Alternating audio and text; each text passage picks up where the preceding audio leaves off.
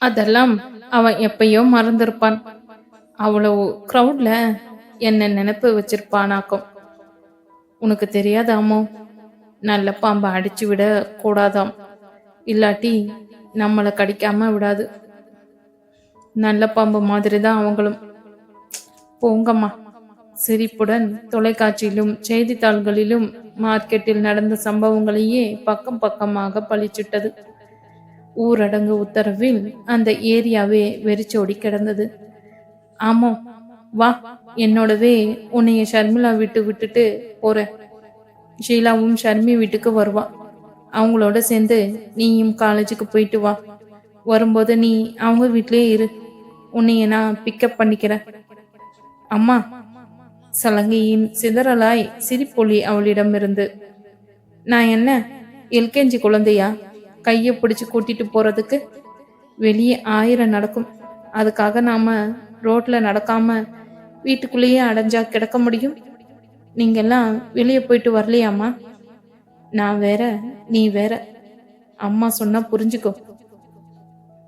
எவனையோ கட்டையால அடிச்சேன்னு வேற சொல்றியே என்றாள். விடுங்கம்மா, இப்பெல்லாம் அவனுக்கு மறந்து போயிருக்கும். இப்ப அவன் ஜெயில 3 கம்பி எண்ணிட்டு இருப்பான்றது என்ன நிச்சயம்? வெளியே கூட சுத்திட்டு இருப்பான். அவ்வளோ கூட்டத்துல என்னைய மட்டும் ஞாபகம் வச்சிருப்பானா என்ன? அடி வாங்கின பாம்பு சீரதான் செய்யும். கிளம்பு கிளம்பு. சரி, வரம்மா. அம்மா உடனே கிளம்பி ஷர்மியின் வீட்டிற்கு சென்றாள். அம்மாவும் நிம்மதியுடன் வேலைக்கு சென்றாள். ஷர்மிளா ஆமோதிதாவை பார்த்தவுடன் கட்டிப்பிடித்தவாறு பேச்சை ஆரம்பித்தாள். அதான் நேத்தே முடிஞ்சு போச்சே, விடேன் ஷர்மி. தெரியும். உங்க அம்மா எப்படி துடிச்சு போயிட்டாங்க தெரியுமா? அம்மோ, எங்க அப்பாலாம் கேட்க ஆரம்பிச்சிட்டாங்க. நான் தான் ஆமா, அப்படிப்பட்ட பொண்ணு இல்லப்பா, ரொம்ப நல்ல பொண்ணுன்னு சொன்னேன். போச்சுடா, ஒரு பொண்ணை காணோம்னா அப்படிப்பட்ட நினைப்பு தான் வருமா ஷர்மி? இப்ப நாட்டுல பெரும்பாலும் அதானே நடக்குது. 2வது கடத்தல் தானே நடக்குது. அதான் அந்த நினைப்பு. அதான் ஆமோ. அது சரி, எங்க போயிருந்த? நேத்து வேற மார்க்கெட்ல பயங்கர கலவரம், குத்து வெட்டுன்னு நியூஸ்ல பயங்கரமா காட்டினாங்க. நான் பயந்தே போயிட்டேன். ஷீலாவும் அதையே நினைச்சுதான் பயந்தா. எங்க வீட்டுக்கு வரேன்னு உங்க அம்மாட்ட சொல்லிட்டு எங்க போன? ஏய், உனக்கு சந்தேகமா இருக்காடி ஷர்மி? எனக்கு சந்தேகமா தான் இருந்துச்சாமோ என்றவாறு உள்ளே நுழைந்தாள் ஷீலா. என்ன சந்தேகம் ஷீலு? பாய் ஃப்ரெண்ட் யாரோடையாவது போயிட்டேன்னா? மனசுக்குள்ள ஒரு ஓரத்துல கடைசியா அந்த நினைப்பு தான் வந்துச்சு அம்மோ. சி, அப்படியே அடிச்சு கொன்னுடுவேண்டி. எப்பேற்பட்ட மன்மதனே வந்தாலும் ஒரு நாளும் நான் எங்க அம்மாவை விட்டுட்டு போகவே மாட்டேன். சத்தியமா சொல்றேன்டி, எழுதி வச்சுக்கோ என்றாள். மார்க்கெட்டுக்குள்ள ப்ராப்ளம் நடக்கும்போது நான் அங்கதான் மாட்டிக்கிட்டேன் ஷீலு. அடி பாவி, அங்க எதுக்கடி போன என்றாள் ஷர்மிளா. மார்க்கெட்டுக்கு எதுக்கு போவாங்க? காய் வாங்க தான். இன்னைக்கு நானே வாங்கிட்டு வந்துடலாமான்னு எங்க அம்மா கிட்ட சொல்லிட்டு தான் போனேன். அப்பவே எங்க அம்மா அங்கெல்லாம் க்ரௌடா இருக்கும், நீ போகாத, நானே வாங்கிக்கிறேன்னு சொன்னாங்க. அந்த வேண்டாமா, வாங்கிட்டு வரேன்னு சொல்லிட்டு தான் போனேன். காய்கறி வாங்கிட்டு அப்புறமா உங்க வீட்டில் புக்ஸ் கலெக்ட் பண்ணிக்கலாம்னு நினைச்சேன். எனக்கு என்ன தெரியும், காய் வாங்க போகும்போது இப்படி ஒரு யுத்தமே நடக்கும்னு. ஓடி வந்துட வேண்டியது தானடி, ஷீலா மிரட்சியாய் சொல்ல. நான் அங்கென்ன வெளியா நின்ன ஓடி வரத்துக்கு? கொத்து கொத்தா தூக்கி ஒரு கடை ஷட்டருக்குள்ள போட்டு மூடிட்டாங்கடி. செல்லெல்லாம் ஆஃப் பண்ணிட்டு சைலண்டா ஷட்டரை திறக்கிற வரைக்கும் உள்ளதான் இருக்கணும்னு யாரோ ஒருத்தர் குரல் கேட்டுச்சு. அவ்வளோதான், ஒரே இருட்டு. எல்லாரும் மூச்சடிச்சு போய் உட்காந்துட்டோம். எனக்கு அழுகியா வந்தது எங்க அம்மாவை நினைச்சு. ஓ மை காட், டிவியில் பார்க்கும்போதே பயமா இருந்துச்சு. ஆமோ, எப்படி பணத்தை அழுறான், கொஞ்சம் கூட இரக்கமே இல்லாம. உனக்கு ரொம்ப தைரியம் தாண்டி ஆமோ. ஆனா உங்க அம்மா தவிச்சு போயிட்டாங்க பாவம் என்றாள் ஷர்மி. சரி விடுடி, எப்படியோ தப்பிச்சு வந்துட்டேன். இப்பவே நிச்சயதார்த்தம் நடந்தணும்னு சொல்லிட்டாங்க. செமஸ்டர் முடிஞ்சதும் லீவுல கல்யாணம்னு சொல்லிட்டார் அவர் என்றாள் ஷீலா. மாப்பிள்ளை என்ன செய்றார்? ஷீலா கேட்டாள் அம்மு. எம்எஸ் பண்றார் அமெரிக்காவில் என்றாள். நீயும் 2 வருஷம் படிச்சு முடிச்சுட்டு பண்ணியிருக்கலாம்னு சொல்லியிருக்கலாம் இல்லையா ஷீலா? சொன்னேன், அவர் கேட்கல. வீட்டில் புஷ் பண்றாங்களாம், அதான் என்றாள். என்கேஜ்மெண்ட் சென்னையில தான். இன்விடேஷன் கொடுக்குறேன், வந்துடுங்க. மேரேஜ் எங்கன்னு இன்னும் ஃபிக்ஸ் பண்ணல அம்மோ. ஷர்மியோட வரேன்.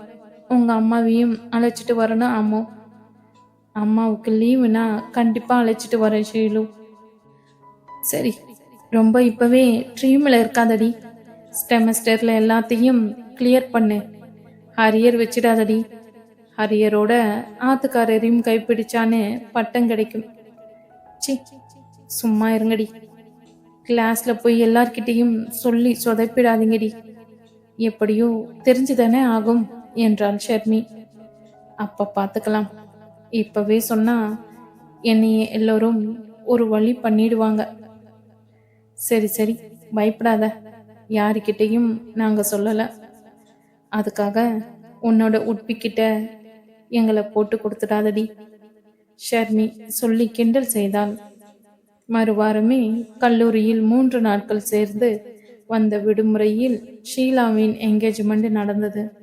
லாவெண்டர் கலரில் டிசைன் செய்யப்பட்ட சல்வாரின் இடையில் கீழ் மிக நீளமாக பின்னிய கூந்தலில் சிறிதையாய் மல்லிகை சரம் சூடி, கையில் 2 வளையல்கள், இடது கையில் வாட்ச், மோதிர விரலில் வேண்டாமா இது போதும் என தடுத்தும் இந்த தீபாவளி போனஸில் வாங்கிய ஷார்ட் செயினையும் மோதிரத்தையும் அம்மா அணிவிக்க, அம்மாவின் ஆசைக்காக மறுப்பின்றி அணிந்து கொண்டு, என்ன ட்ரெஸ் போட்டுட்டு போற ஆமோ?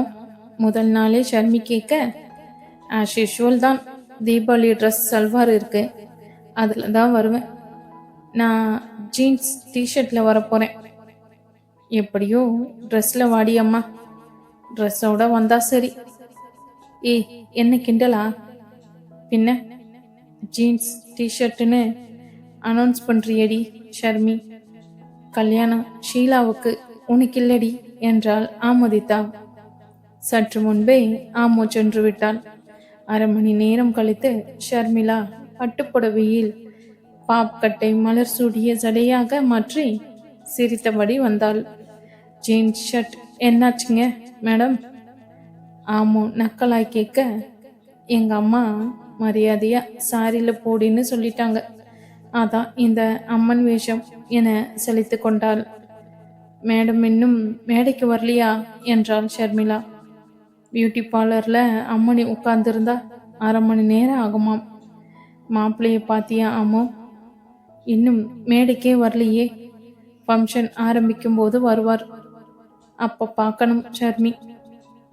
சத்திரத்தில் அலங்கார விளக்குகள் பகலாய் ஷீலா சஞ்சய் என்று அலங்கரிக்கப்பட்டு இருந்தது.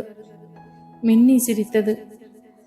ஃப்ளெக்ஸ் போர்டில் மலர்களால் கூட்டம் திருமணத்திற்கு வந்ததைப் போல அலைமோதி கொண்டிருந்தது. 6.5 அடி உயரத்தில் ஜீன்ஸ், லாவெண்டர் கலரில் ஷர்ட் என பரந்த மார்பும் திரண்ட தோளும் அடர்ந்த புருவமும் சுருண்டு அடர்ந்த சிகை காற்றில் பறக்க, முத்துப்பற்கள் தெரிய செவ்விதழ் பிரித்து சந்தன நிறத்தில் கம்பீரமாய் மாடியை பார்த்து கை அசைத்தவாறு உள்ளே நுழைய, சற்று நொடியில் லிப்டிலிருந்து இறங்கி ஆற தழுவி கொண்டது 6 அடியில் ஒரு சிவந்த உருவம். கை குலுக்கியபடி தோளோடு அணைத்து உள்ளே அழைத்து சென்றான் அவன். யார் இது? கூட்டத்தில் முணுமுணுப்பாக இருந்தது. சொந்த பந்தங்களின் பேச்சின் பரிமாற்றத்தில் யாருன்னு தெரியலையே, யார் அது?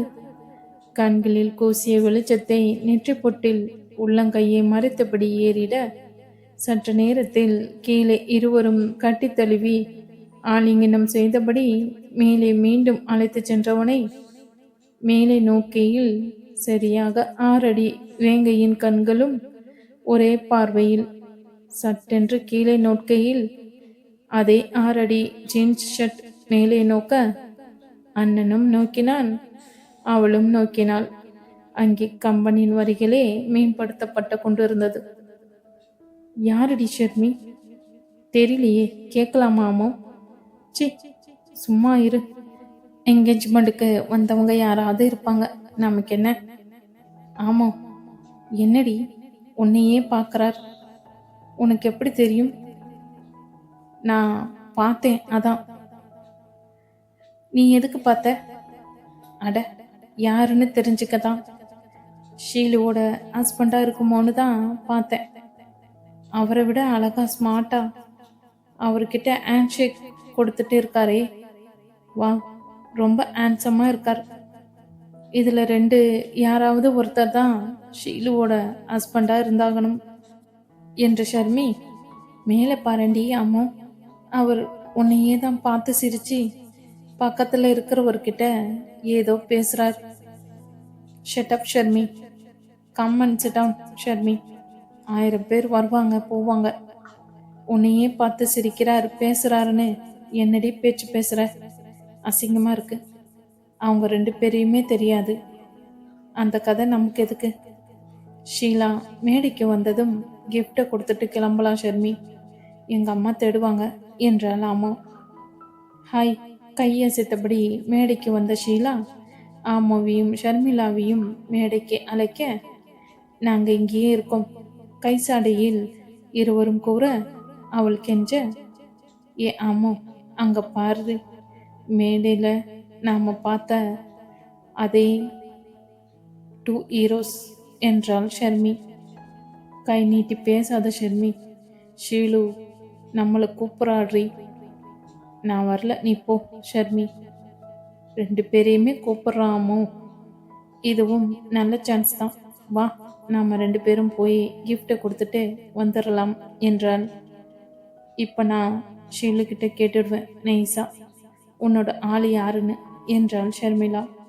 நீ சும்மா இருந்தாலும் உன்னோட சுடி சும்மா இருக்காதடி என்றாள் அம்மா.